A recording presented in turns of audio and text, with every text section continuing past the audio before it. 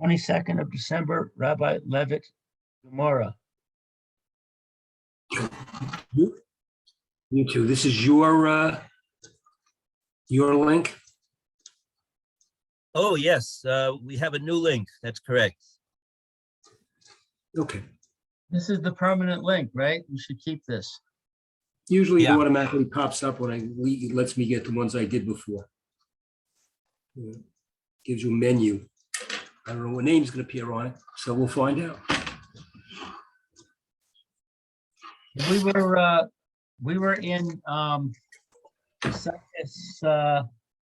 Ketuvos, Daf Nun Vav Amid Base. Yes. We were looking at a something that was referred to in our daf.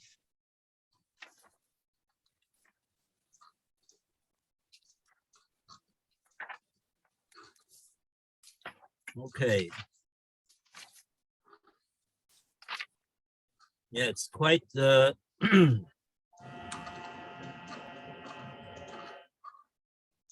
was trying to figure out all these parts of the puzzle yesterday. I was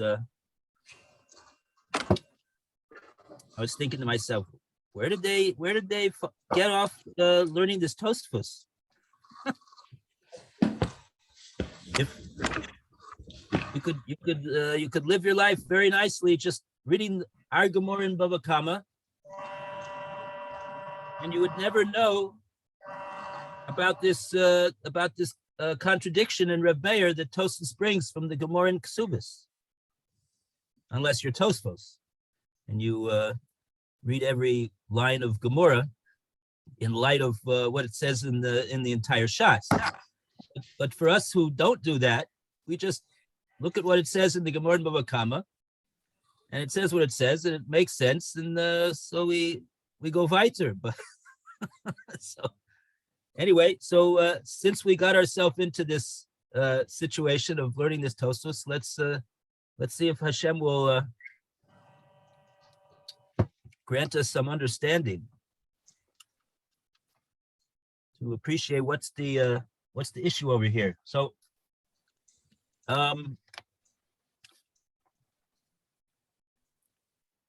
yeah, the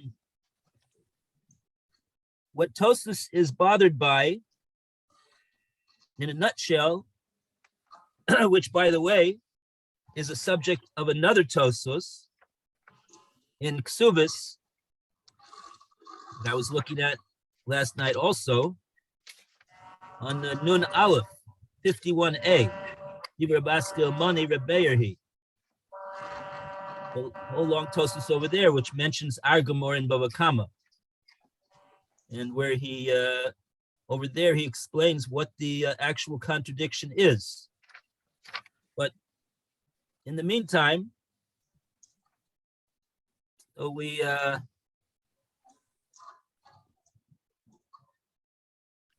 will just suffice to say as follows. Or you know what? Yeah, let's just take a look at this Gemorrah that we see over here in this is a Gemorrah in Nun Vav Amid Beis in Ksubis.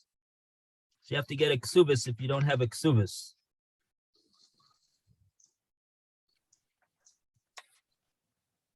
Which is very interesting that on the side, the Masoras Shas, he mentions, he says you should take a look in he said the Masoras Shas, that's one of the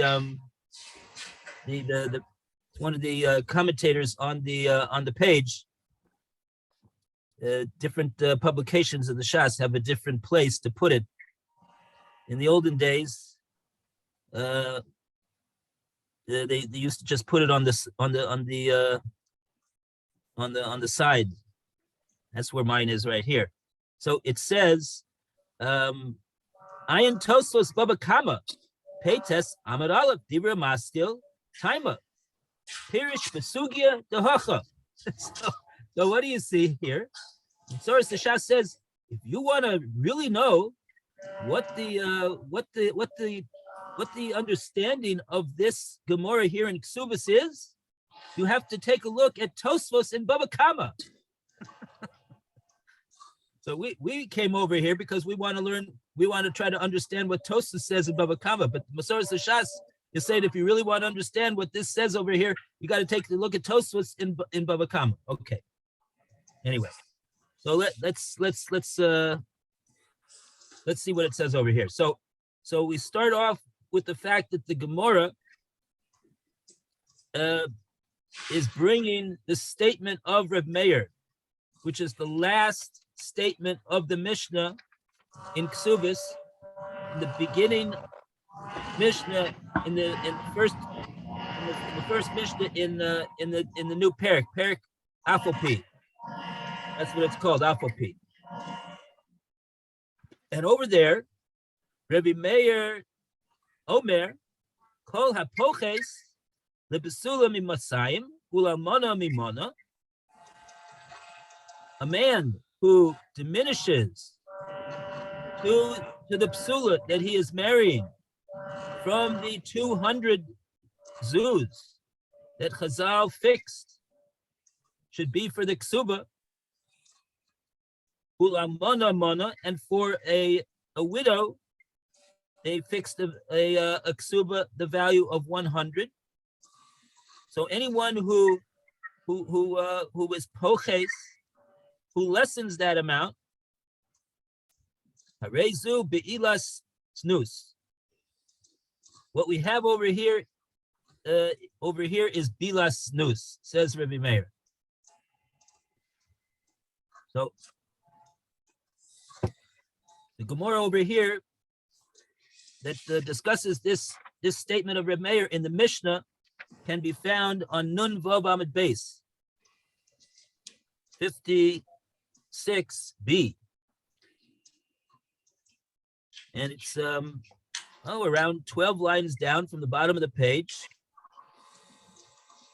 We have the words, first few words of Rebbe Meir's statement, between sandwiched by two dots. Rebbe Meir Omer Kol Hapoches V'chule. That's what this section over here is going to focus on. We have about 7 lines of Gemorrah over here, and then we have some Rashis that explain what the Gemorrah says. Okay, so I think the best thing to do would be to involve everybody in the reading of this Gemorrah, just like it would be a Gemorrah in Bava Kama, because you have to be involved over here. This is a complicated thing what the Tosfos is saying over here, and it needs a lot of attention. And in order to help maintain attention, I want that everybody should trade off the reading in the words over here. Not that I just read everything. So, who would like to start off the reading over here? Of the Gemorrah in Ksubis. Okay. Kol hapokas afilu b'tanai. Anyone who reduces, even under condition, alma kisavar tanai bato. They hold that the condition is null and void. The isla, and she has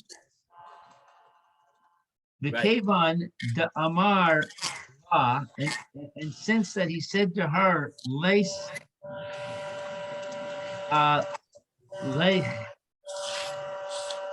ella mana, since he said to her there is you only get 100 lo samchadaisa, it should not occur to you Bahavile, that she has, but I lasso, but ba'alas znus, that Yes. that the relations are like with a prostitute. Okay, So you good. should not think it's with a prostitute. Okay, so we have to clarify, what do these words over here mean? Lo somchadaita. Who is that? Who is that referring to? Her. Right. It's referring to the woman. Lo somchadaita. She does not place her das on and rely upon on it. Lo somchadaita. I have the article out here. And I'm going to read the note on that, okay? Okay. Read the note that goes with it. The note that goes with it is, the ketsuba affords the wife with security against her husband cohabiting with her and then ridding himself of her, as a man would be prone to do in the case of a non-marital cohabitation. Rameir rules that although the wife in this case is indeed legally entitled to the prescribed ketsuba amount, her insecurity about receiving it and thus about her husband's commitment to her renders the cohabitation tantamount to a promiscuous one. Okay. So let's take a look at Rashi. Over here, kol hapoches afilu b'tano. Anyone who lessens it, even with the condition, will be fine where that is. Let's see, it's further down the page. Okay, there it's call hapoches afilu, even with the condition. Mid lo tana all betula, and because it's not a condition on every betula, she'ein law ma'atim, because it's not fitting. Almana, and also for an almana, she'ein law mana, because she doesn't have a mana. Arezu be'ila znus. This is considered an act of cohabitation of promiscuous one. Shema mina, I'll learn from this. The hachi in this hashma'idin that we learn, she'afal pi, even though she gova lebesof, even though at the end she is going to collect it, the ein tano kayen, because the condition is not fulfilled.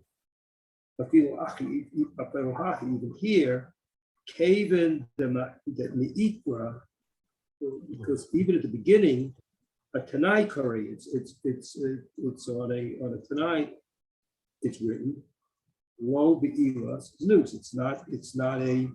It shouldn't be be'ilas znus. Mishum, because the misha'at bia, because at the time of the bia, loha samcha daita. Ketuba. She wasn't thinking about her ketuba when she did when she had the bia. Okay.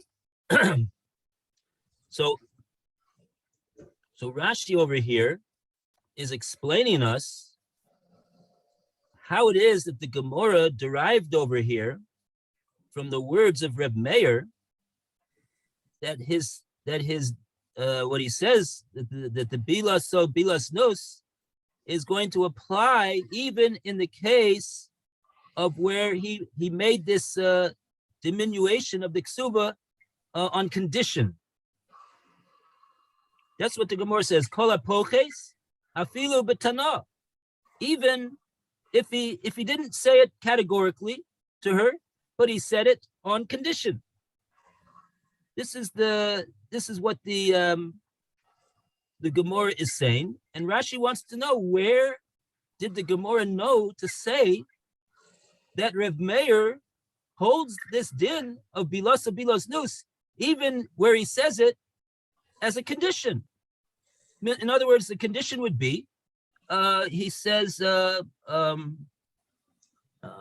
he doesn't say categorically, look here, I'm going to give no more than 100.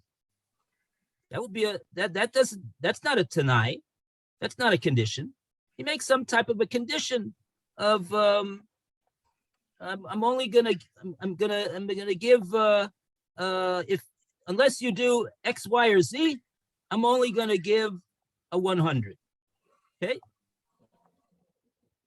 that would be an example of a tanai, of a condition, and the Gemorrah is medayek from the words of Reb Meir in the Mishnah that he means to say that it's going to be a bilas dus even in that case where a tanai is made. So what does it mean when it says midalo tana? Not a condition. Okay, so this is where Rashi is telling us where the Gemorrah got this from to say this.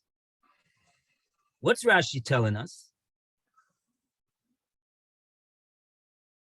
Take a look at the words of Reb Meir. Reb Meir said, Kol apoches. Anyone, in other words, any husband who is poches in the ksuba, he knocks down the ksuba. Right? He's poches from the word pachat. He makes less. He makes less the amount of the ksuba that the Chazal were kovea that should be a proper amount for a woman to get. For a basula, it's 200. For a mona, it's 100, and he makes it less. Kol apoches. And the Gemorrah comes off and says, "Oh, this is even in the case where he made it tonight." So our question would be, Rashi's question is, how did the Gemorrah know that Reb Meir is saying what he's saying, even in the case of tonight, where he said, "Oh, unless you do X, Y, Z, the ksuba is going to be. If you do X, Y, Z, the ksuba is going to be 100 instead of 200." Okay, where did Rashi get that from? Rather, where did the Gemorrah get it from? Rashi wants to know. Rashi's explaining midalo tana from the fact that Reb Meir did not say in the Mishnah the following thing. Midalo tana from the fact that he did not teach kol besula she'ein lo masayim ve'almona she'ein lo mana. Those words do not appear in the Mishnah according to Reb Meir. What do those words mean?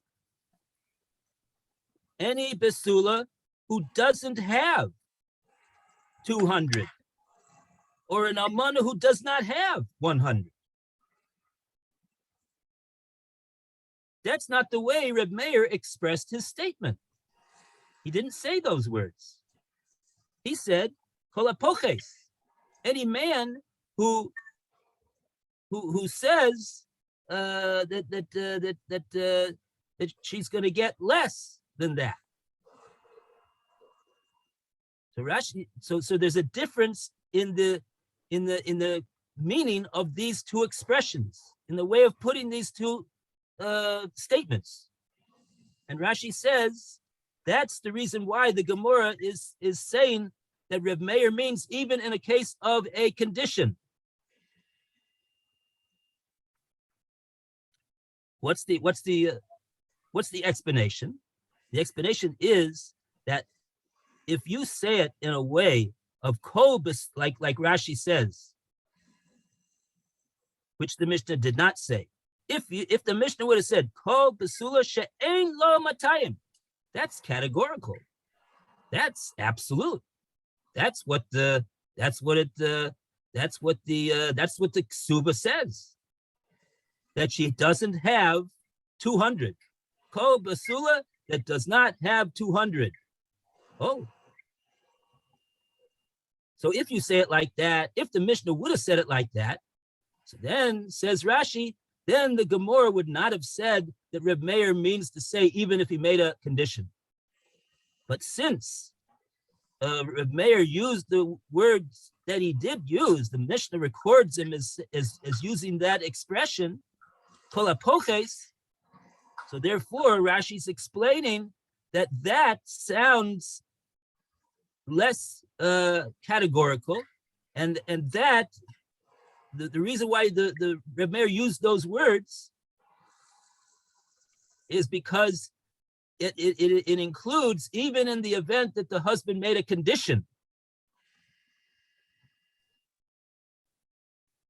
In other words, he didn't say categorically, you ain't getting less than 100.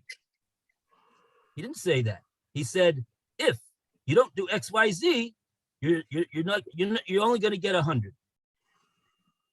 So in that case, where there's a Tanai, that's the case that the Gemorrah says. Even in that case, the ruling still applies. Bilos o bilos dus, which is a tremendous chiddush. Because the Gemorrah says that there's a Rashi on this too. Just going back to the Gemorrah says Alma. So therefore, we see from here Kasavar that Reb Meir holds Tanai Batal, the Islam. Says the Gemorrah. Another thing that we need to understand how the Gemorrah got this. This whole shir is going to be on 5 words of the Gemorrah. The Gemorrah says, oh, if so, then we see from here that Reb Meir is of the opinion that if the husband made such a condition like that, the Tanai is batal. It has no force or effect whatsoever. It's totally batal. Meaning that what? The Islam. Meaning that in the end, she would be entitled. She would be entitled to go into Bezdin and get 200, because that Tanai is batal that he said. Oh, so if so, the question will be, now we're not going to get into how it is that the Gemorrah knew that, because that's a further complication. Let's just take the Gemorrah's word for it at this point. I'm still Yeah. confused by the reverse logic. Midolo Tanai, it did not teach Right. that he said this. What is that? What is that reverse logic? How is that reverse logic working? We're saying like this. We're saying that there was 2 possible ways for Reb Meir to say what it is that he holds. One way is to say kol besula she'ein lo masayim, and the second way, which is the way that he said in the Mishnah, kol hapoches. Right. Kol hapoches. He didn't say the first language. Right. Therefore we say that the Gemorrah infers that afilu b'tana, even in the event that he made a condition, his lessening of the ksuba was on condition. Even in that case, the din is bilos o bilos nus.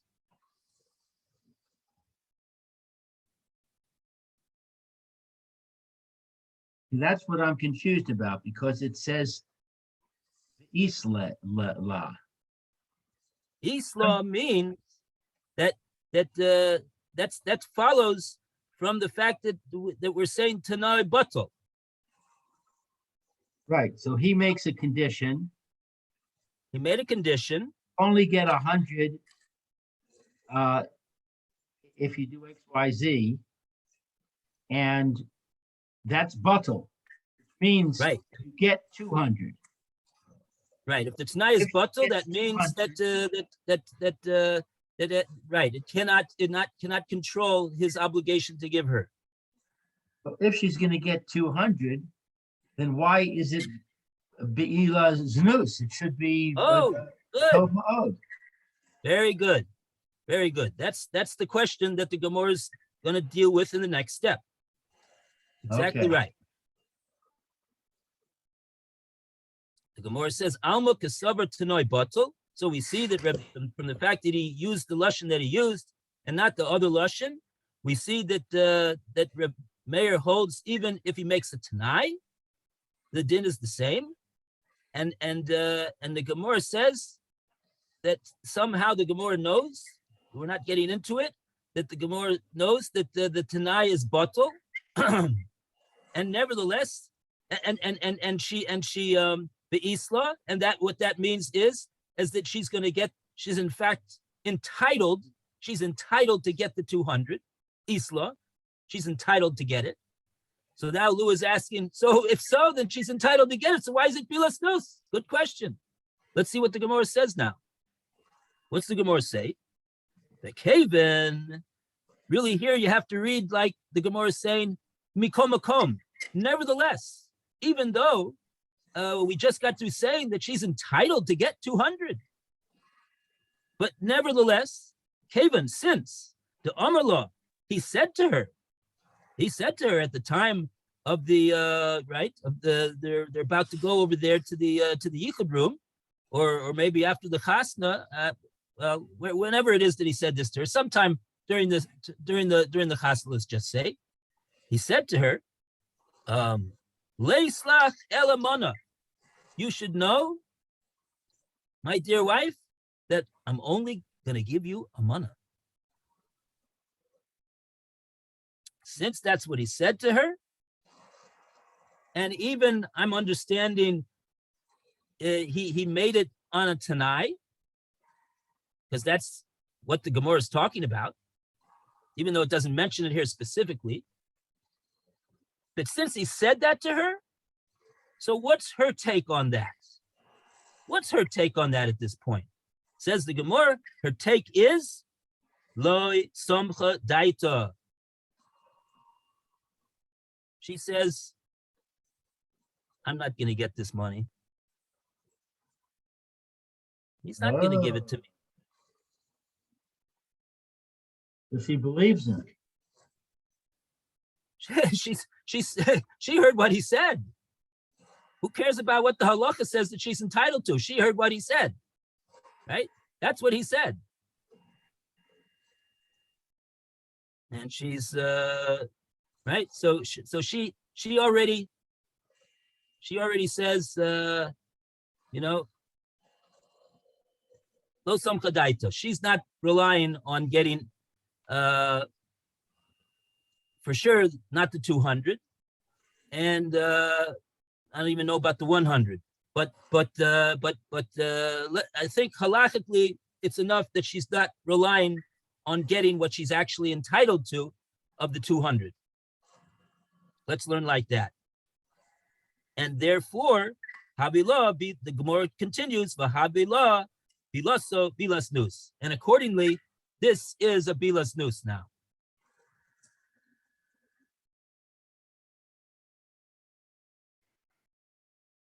So in other words, this is relying on the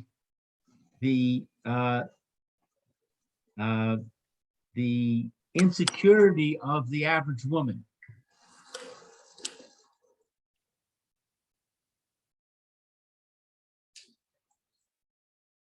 This is what the average woman is going to think in this situation. Right. She's not going insecure. to say, I know the She's halakha. realistic. Right. She's not going to say, I know the halakha is with me. She's going to say, I'm not going to get it. Yeah. Halakha is one thing, and what she's going to get is maybe something else. Everybody knows that. Okay. Most cases in the Bezdin are there because in spite of what everybody knows the halakha to be, but nevertheless, the case is in the Bezdin. Because people don't want to do what it is that they're required to do. So therefore, yeah. So in other words, I don't think that we need to say that she is not aware of the fact that she is entitled to actually get the 200. Let's learn that she knows this Gemorrah. She learned it when she was in seminary. It was a modern seminary that she went to, and she saw this Gemorrah. The Gemorrah says Isla, and she said, "Oh, I'm entitled to it." Yeah, okay, she's entitled to it. But let's see what you think when your husband on the after the chuppah says to you, "I'm only giving you 100. You don't do X, Y, and Z. I'm only giving you 100." The average woman will not be somach das that she's going to get any more than what he says he's going to do. So says Rev Meir. So says Rev Meir, and therefore bilasa bilasnus. I think the pshat is, if she doesn't believe that she's going to get what Chazal were koveya that she's entitled to, it's a bilasnus.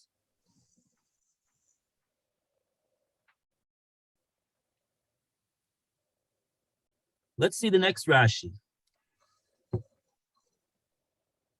Wait a second. This will be- I wasn't clear on the first Rashi.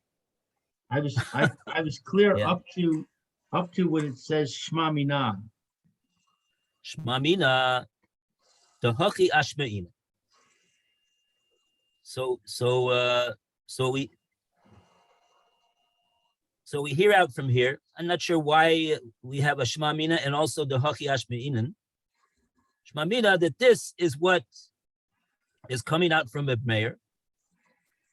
She'afopi shehi goivel basof. Even if you'll tell me that she's gonna ultimately, in the end of the day, she's gonna collect this 200.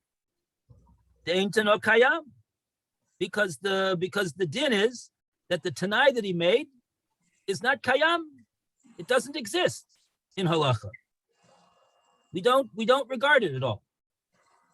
Afilu haki, nevertheless, even so, Haven to be kara asne, since he at the outset he made this condition with her. Harila bilasnus.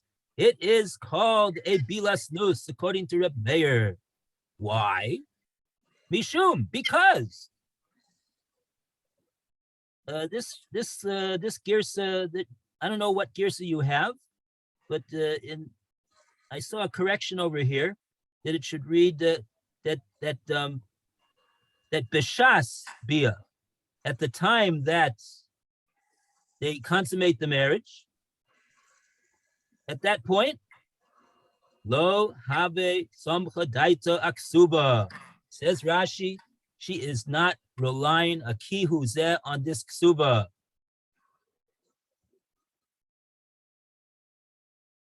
Now, what that would seem to mean is that she's not relying on it a kihuzeh, because Rashi didn't qualify and say she's not relying on getting the 200.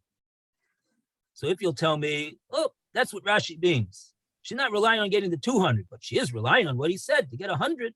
Okay, maybe so. Maybe that's what Rashi says. Maybe that's what Rashi means.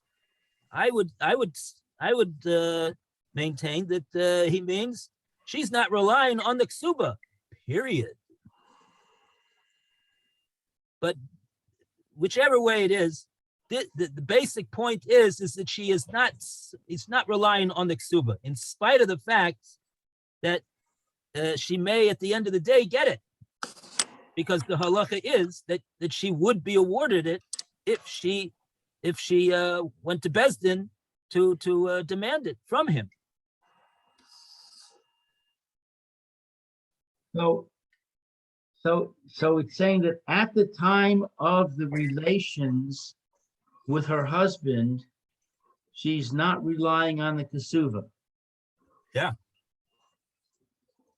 And that's the reason. That's mishum. That's why it's called bilas nus.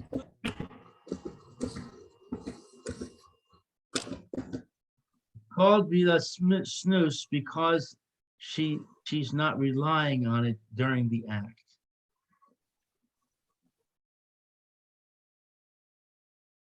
Unless she believes unless she reasonably believes unless she believes, and we're saying it's reasonable for her to think this, I would think. I would maintain that we're saying this is what a normal woman would be inclined to believe at this point. She's not relying on that ksuba. She's not relying on it. Oh, says Rav Meir, she's not relying on the ksuba. So there's no ksuba. She doesn't think that there's a ksuba over here. She doesn't think there's a ksuba over here. That's bilas nus.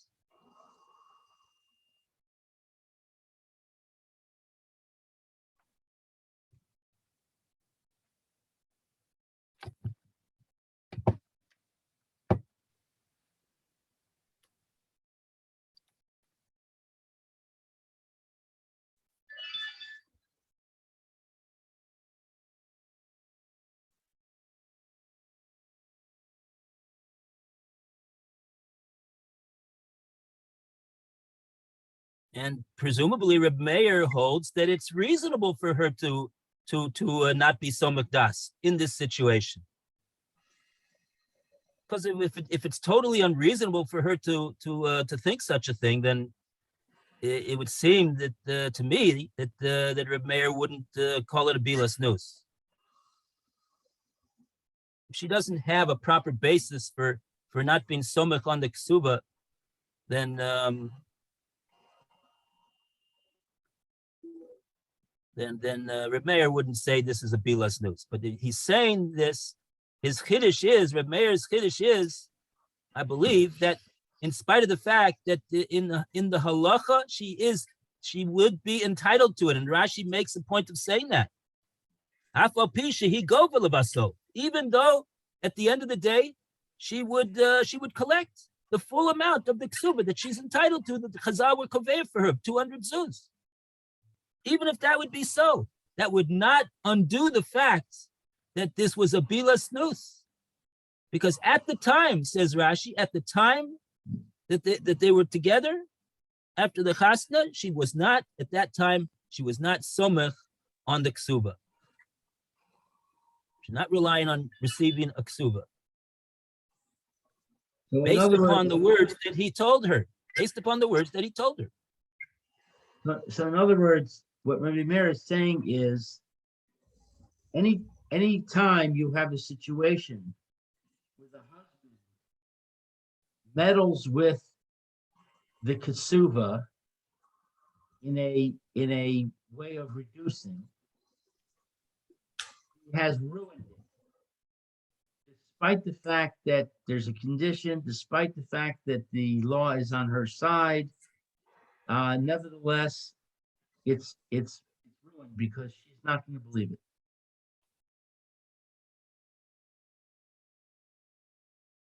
Is that a fair summary? She has to understand that this is this Maisa is a part of a marriage that includes the ksuba. She won't understand that. She'll understand. All she'll Otherwise, understand that he is reneging. what? But she won't understand that. She won't. She'll discount the condition. She'll discount the legality, and she'll say, "My husband is reneging. He's reducing it. It's like there's no kasuba." Yeah. Okay, I got it. Okay, good. Baruch Hashem. Okay, so I see it's 12:30 already. Oh boy! Wow. So Okay, so we're done. We're done with kasubos. I don't know about that, but All right, I'll leave Well, a book here just in we case. could go. Yeah, we could try to go back to the Tosas and Bava Kama and see how we can proceed. We'll see. Yeah. Yeah, we didn't do the second Rashi, so maybe we'll come back here. Okay, I'll leave the bookmark in. Yeah. Yeah. Thank you, Rabbi. Okay. Okay, be well. All the best. Have a Shiyashikoyach good to day, everybody. Phil. Take care. Have a Okay, good day, Phil. Have a good day, Lou. Have a good day, Alan. bye-bye.